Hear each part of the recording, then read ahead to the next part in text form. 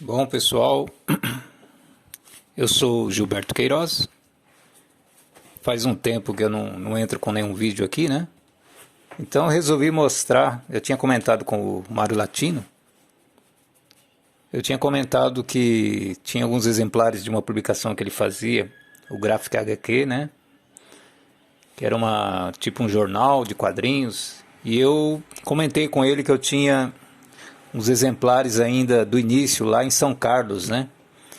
E que caíram na minha mão por intermédio de um amigo, o Carlos, o Zé Carroceiro, né? Eu acho que nem o Carlos sabe que eu tenho esses jornais aqui, essas revistas. São praticamente jornais, olha só. Esse aqui eu tenho o número 1, o número 2, o número 3, o número 4, o número 5,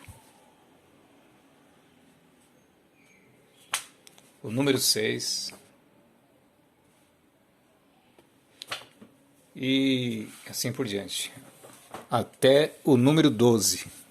Vou passar mais rapidinho aqui para falar um pouco sobre eles. O Mário Latino, ele faz quadrinhos, basicamente tiras, né? Tiras de humor. Ele tem alguns personagens, nesses aqui ele tem o Roberval, tem alguns personagens de faroeste. E ele procurou fazer um mix com as histórias que ele desenhava, as tirinhas que ele desenhava, e reportagens sobre quadrinhos e autores de HQ. Né? Ficou bem interessante, eu achei muito bacana, né? E eu guardo com muito carinho aqui. Se um dia o Carlos quiser reaver, acho que nós vamos ter que brigar um pouquinho. Mas enfim, tá bem cuidado aqui, tá comigo. E eu vou mostrar um pouco para vocês, um pouco que vem em cada exemplar aqui. Ele fez com papel. Eu falei com ele há não muito tempo atrás, ele estava fazendo ainda uns tempos atrás com papel jornal mesmo, como se fosse um jornal, porque é um tabloide, né? É um tabloide, é um jornal, é grande, né? Ele tem 25,5 por 34, é bem grandão, né? Um material bem grande. E aí ele fez depois com jornal, mas nessas primeiras edições aqui, essas primeiras 12, ele fez com um papel mais grosso, mais encorpado, né? Eu acho que é mais que 90 gramas, é tipo um offset. E ficou quase uma revista mesmo. Ele, inclusive, não é visto como jornal, porque essas primeiras edições aqui não tem grampo, mas algumas delas, acho que as primeiras não tem grampo, mas a partir da número 4 ele começou a colocar grampo, né? Como se fosse uma revista mesmo, né? E aí eu vou tentar passar um pouco aqui e mostrar o que vai em cada edição, né? Ele começou lá em março de 1998 e trazia nessa primeira edição aqui tiras do Roberval com o personagem dele, uma matéria sobre Crumb, o Moebius, né, com o Blueberry, sei lá, Blueberry, e uma matéria sobre o fim dos quadrinhos, porque parece que estava tendo uma crise na época, né, para variar. Então, vamos lá. Tem um editorial, Mário Latino, criação, editor, Estúdio Coyote. Ele acho que residia em São Carlos, né, que é interior de São Paulo. E traz uma matéria a primeira matéria sobre, não sei se vai dar para ver direito, eu estou tentando posicionar a câmera aqui do celular. Uma matéria sobre o Batman, a criação do Batman. Depois, as tiras do Roberval, um contexto de como foi criado o Roberval, tal. Basicamente, acho que é um alter ego dele, né? É um alter ego, uma vida doméstica, tal, uma tira bem clássica, né? É um pai de família, pelo jeito,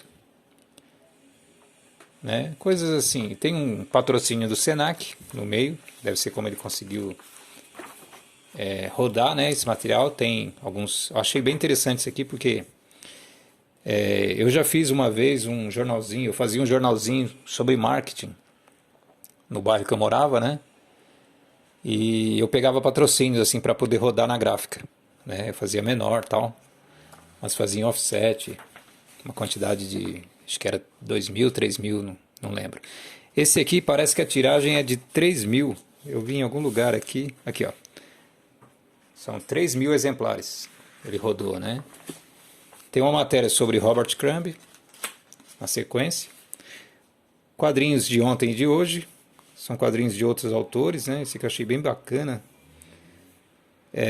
Da Cecília Whittaker, a Cissa, né? Com 20 anos das tiras do Pato que saiu na Folha de São Paulo e outros importantes jornais brasileiros. Uma visão crítica do país, né? Essa tira aqui, na verdade, é do Jack Wall Sherman. O Wall partiu de uma ideia fantasiosa que funcionava perfeitamente em termos de metáfora. Sherman é um gigante que vive espezinhando Arthur, figura mais constante da série. Para piorar as coisas, Arthur tem uma esposa que é o cão e um cunhado preguiçoso. É ou não é o retrato de do homem moderno? E esses da direita aqui são da Cissa. Agora que eu entendi. Tá, Robert Crumb, uma matéria sobre ele, uma matéria sobre Moebius, né? Uma matéria sobre o desastre das tiras em quadrinhos, estavam em declínio na época, né? Em 98 ainda estão, né? Eu acho que nem sei se estão sendo publicadas tiras em jornais, né? Atualmente, não tenho acompanhado jornais. E tá falando aqui das principais tiras antigamente, Tarzan, Alex Raymond com o Flash Gordon, Agente Corrigan, né, que era desenhado pelo Al Williamson, que é o Agente X9, né, que era originalmente do Raymond. Depois tem Capitão Trovão e Faísca. O Capitão Trovão é o Roberval, na verdade, né? Ele é um desenhista de tiras.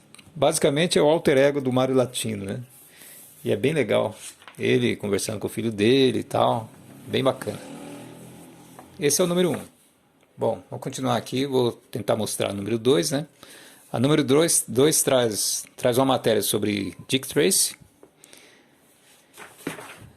os tempos da lei seca, criação do Chester Gould, né? E retrata bem os anos 30 lá nos Estados Unidos, com a lei seca, os gangsters e tal.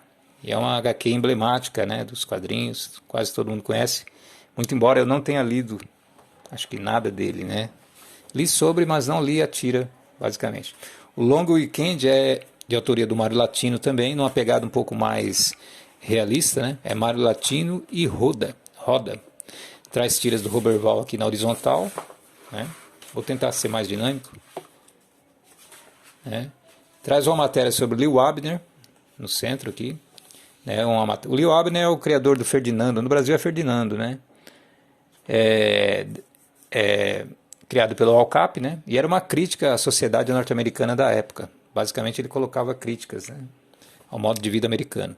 Tem uma matéria sobre o Drummond, né, escrita pela Vanessa Gurian. A propaganda do Senac, né, que provavelmente bancava a maior parte do jornal, da revista. Alguns patrocínios menores aqui. E essa seção quadrinhos de ontem e de hoje, que nessa edição número 2 já está se ampliando, né? Pois traz o Pinduca, aqui, ó, criado pelo Carl Anderson, né, e John Linney, né? Pinduca, esse carequinha aqui, ó. Traz uma tira inglesa de ficção científica, Jeff Hawke, né? Traz Blonde. Blonde é do Mark... Blonde é, segundo ele aqui, a tira mais lida do mundo. Eu mesmo não li, né? Mas narra a história do playboy Dagwood Bunstead, que, contra a vontade de sua família de ricaços, casa-se com uma jovem que trabalha. A família dele era rica e ele se casa com uma jovem que trabalha. Deserdado, passa a viver como milhões de americanos de classe média, em plena depressão, ou seja, nos anos 20 e 30. A primeira grande depressão foi em 29, né? Então, engraçado que Blonde, apresentada primeiro como uma garota interesseira, vira, após o casamento, uma mulher exemplar. O criador, Chick Young, morreu em 1973. O filho Dean continua fazendo os roteiros. Eu não sei se está sendo publicado hoje em dia, né? São 20 e poucos anos depois. Tem uma tira também dos bichos, né? No Brasil é chamado Os Bichos, Animal Crackers, do Hog Bowling, né? Que é distribuída desde 72, né? Tem uma tira com o McManus, né? Bringing Up Father, que satirizava a forma impiedosa de as relações sociais, né? O criador costumava trazer para o espaço da tira situações de nonsense, como quadros das paredes cujas figuras fugiam aos limites da moldura, e quando morreu McManus, a tira continuou com outros artistas. Essas tiras que selecionei, entre aspas, quem está falando isso é o Mário Latino, são de Bill Cavanaugh, genro de McManus e Al Campanha, né?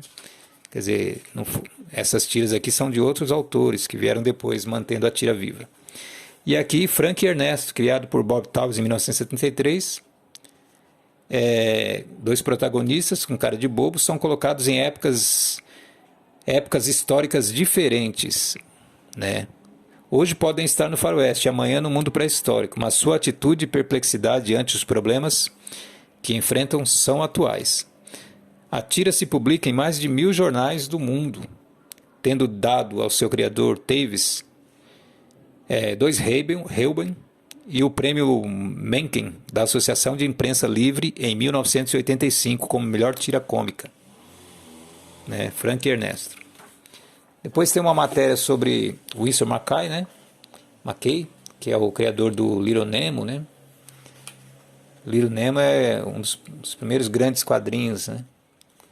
Tem uma matéria sobre A Piada Mortal, do Alan Moore, né? E Brian Boland, né? Uma história de loucura contada pelo inglês Alan Moore e desenhada magistralmente por Brian Boland, né? Tem uma matéria, um rodapézinho à direita aqui sobre o Torpedo, né? Criação do Sanchez Abuli, né? E desenhado primeiramente pelo Alex Toth e depois pelo Jordi Bernet, né? Sargento Rockwell, do Mário Latino, que é um faroeste. Tiras do Roberval, rodapé, viradas, né? E fecha com a matéria sobre o Michelangelo dos quadrinhos, que é o Burne Hogarth, né? Desenhista do Tarzan. Em 1950, o Hogarth abandonou o Tarzan definitivamente, né? Depois de uma volta em 1947, ele havia largado em 45, né? Voltou em 47 e em 1950 abandonou de vez, né? Ele então abriu uma escola de artes, a Escola de Artes Visuais de Nova York, onde ele passou a ensinar os segredos da profissão. Nessa escola se formaram artistas como Wallace Wood, Al Williamson, Dick Holdings e Gil Kane, entre outros. Em 1970 ele abandonou a escola para se devotar à pintura, ao desenho e à literatura. Nesse período foi descoberto pelos críticos de arte da França e foi convidado a fazer palestras sobre arte sequencial, atingindo enorme respeito do outro lado do Atlântico. A influência de Hogarth pode ser sentida nos artistas que continuaram Tarzan, como John Sellard, Ruby Moore, Bob Lubbers, Russ Manning.